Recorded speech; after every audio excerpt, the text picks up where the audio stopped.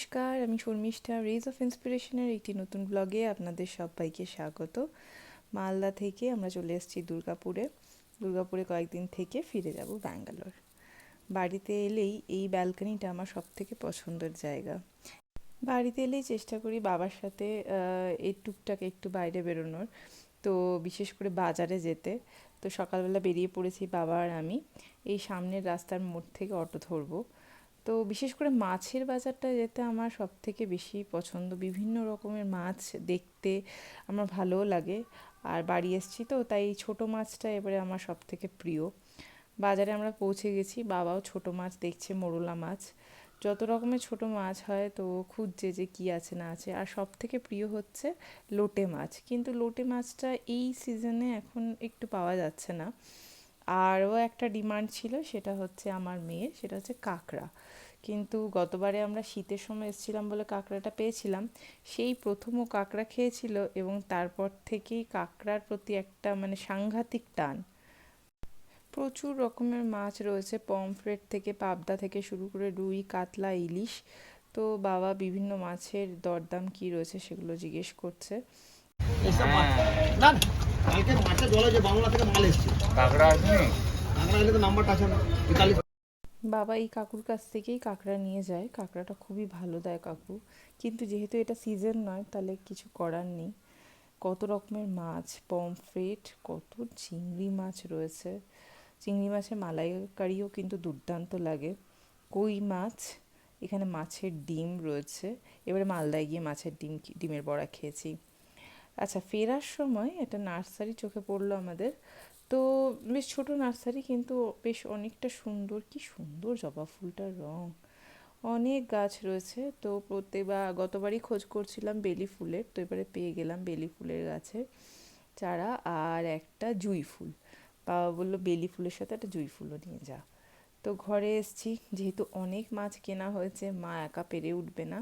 তো আমি বললাম যে ছোট মাছটা আমি বেছে দিচ্ছি। বাবা ঝটপট চিংড়ি মাছটা দিয়ে দিল পরিষ্কার করে, আর মা কই মাছগুলোকে আর একটু ভালো করে আঁশ টাশ ছাড়িয়ে একটু পরিষ্কার করে, তারপরে একটু বড় তো, যাতে মশলাটা ভালো করে ঢোকে সেই জন্য গাগুলোকে একটুখানি বটি দিয়ে ছিঁড়ে দিচ্ছে।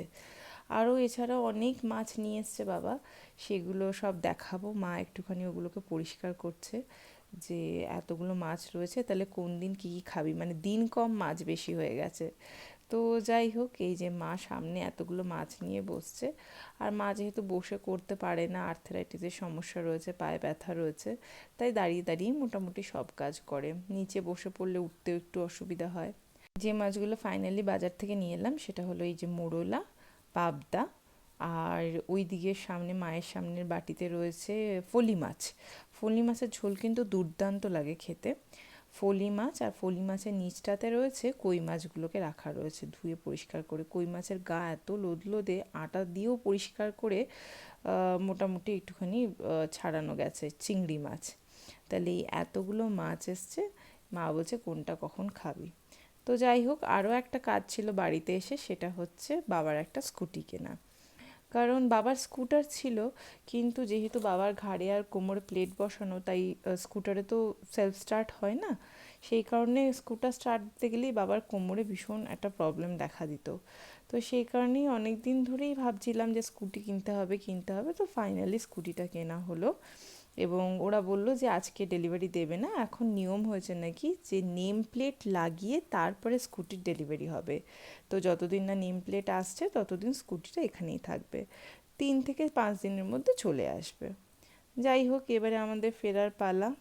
অনেক দিন বাড়িতে থাকা হলো, ঘুরে ঠুরে আসা হলো।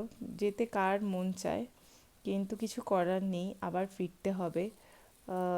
স্কুলও শুরু হয়ে যাবে, আমারও স্কুল শুরু হয়ে যাবে আবার রেগুলার রুটিনে।